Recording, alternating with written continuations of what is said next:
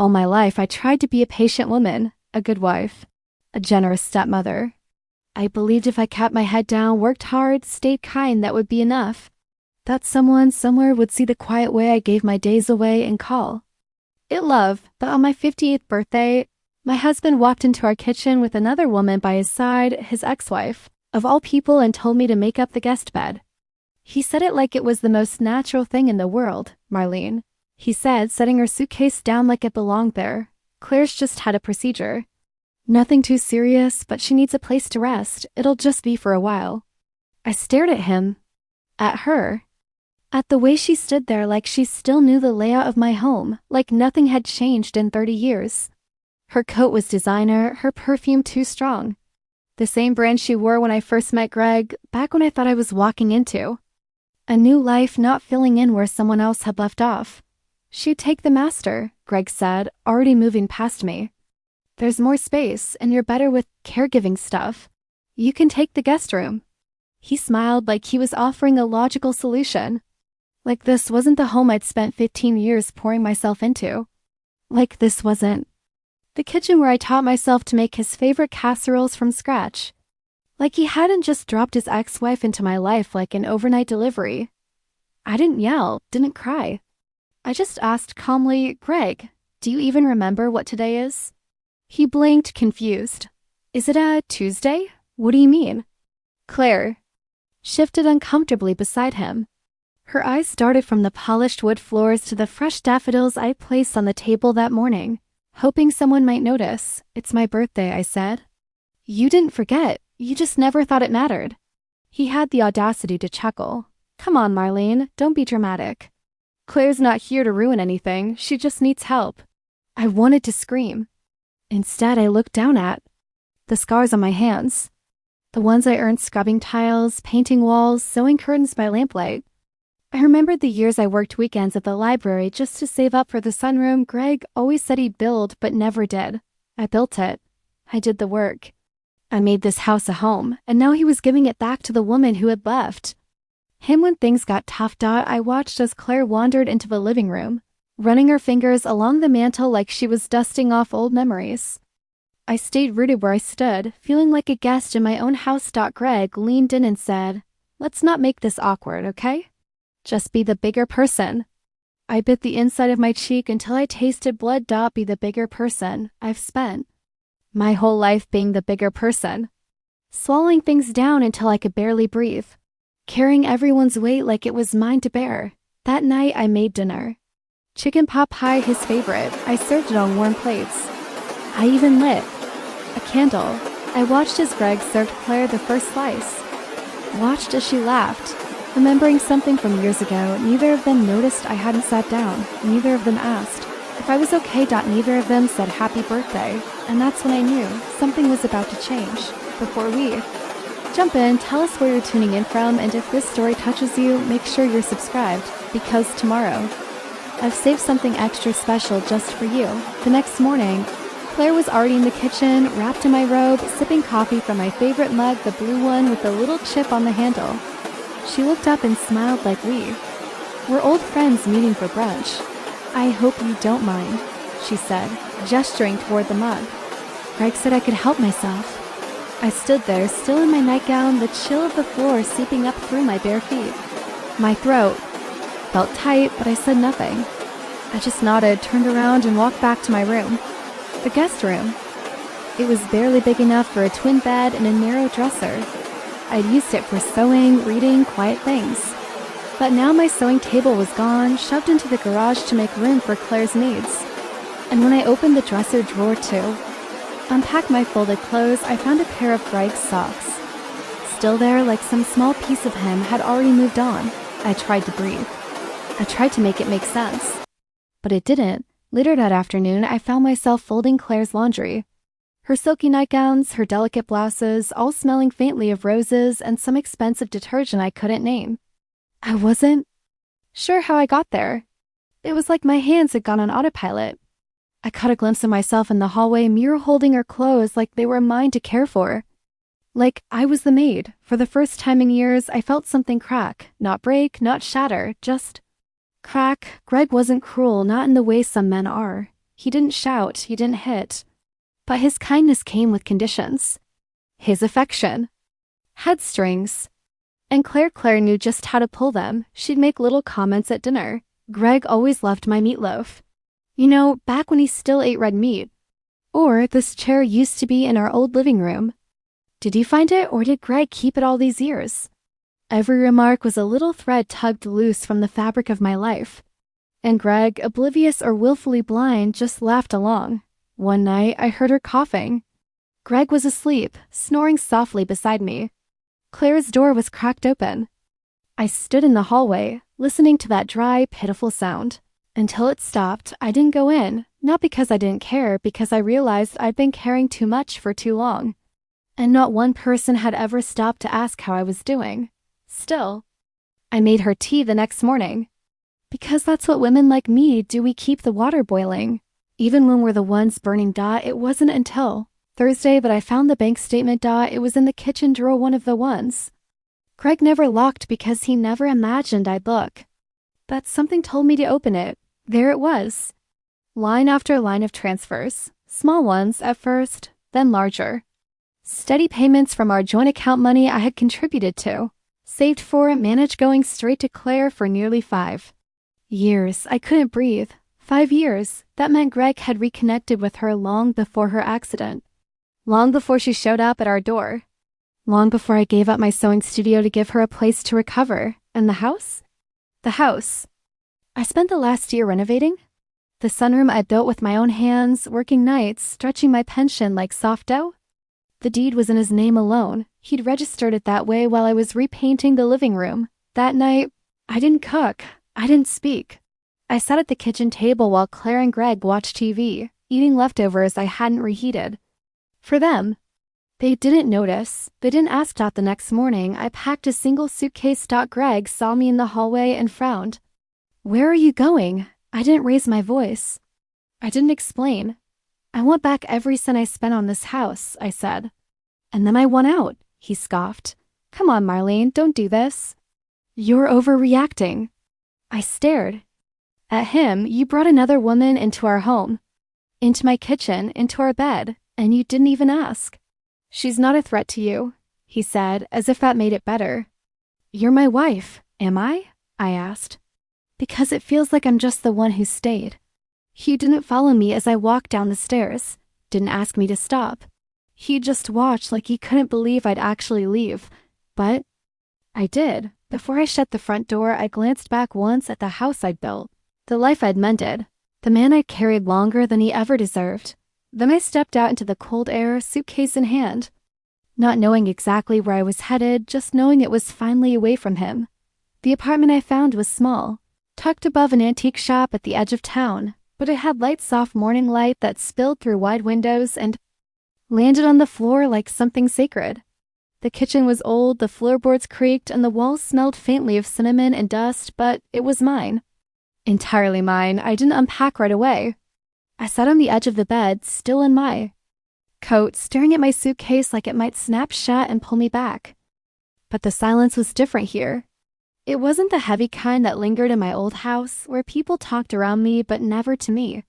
This silence was clean, gentle. It waited for me to speak first. I hung up my coat, made a cup of tea, and found a dusty chair near the window. From there, I could see people passing by, mothers tugging their kids across the crosswalk, a man walking his dog in the drizzle, 2 teenagers sharing earbuds. Life ordinary and uninterrupted, moving on without needing my permission. For the first few days, I did nothing. I let the exhaustion seep out like ink in water. I slept late, ate when I wanted, and kept the curtains half drawn. The world didn't demand anything from me, and I didn't offer anything in return. Then one morning I opened the box I carried with me. Inside was my mother's old sewing machine. It had been sitting in the garage for years, buried under old paint cans and forgotten decorations. The foot pedal was cracked, the thread spool rusted, but it still held its shape. It still looked like it could build something. I spent the afternoon cleaning it, wiping the metal until it gleamed faintly under the kitchen light. I stitched 2 napkins, then a table runner. My hands remembered what my heart had nearly forgotten. How to make something that didn't serve anyone but me, that night. I dyed my hair, dark auburn, not too bold, but rich enough to catch the light. I looked in the mirror and saw someone I hadn't seen in decades, not younger. Not prettier, just present. Awake. My neighbor, a young woman named Nea, knocked on my door the next morning. She lived on the other side of the hall, a tattoo artist with short hair dyed seafoam green and arms covered in vines and words. She'd seen the light from my window and followed the scent of something baking.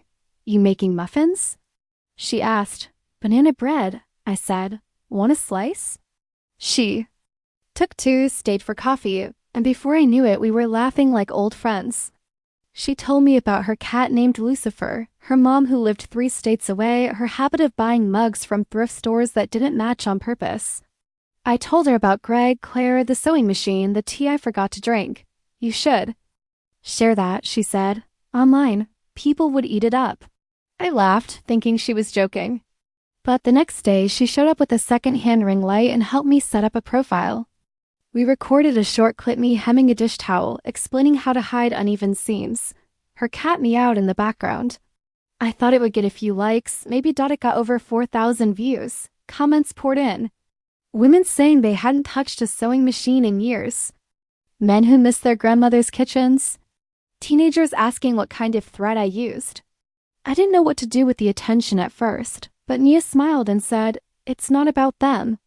It's about you, finally taking up space. I started uploading once-a-week recipes, sewing tips, little stories from my life. I didn't talk about Greg. Not yet. I didn't need to. I had other things to say. Some nights I still thought about him. About Claire. About the way he watched me walk away and said nothing. But the ache was quieter now. The kind that stings then passes. Like stepping into cold water and realizing you won't drown out then. One Thursday evening, I saw his name light up on my phone. I let it ring again and again. The 5th time I answered, Marlene, he said. Claire's worse. I don't know what to do. I waited. She won't eat. She won't talk. She keeps calling me Charlie, some guy she used to date, I guess. He stopped. I don't know how to care for someone like this. You were always better at that stuff.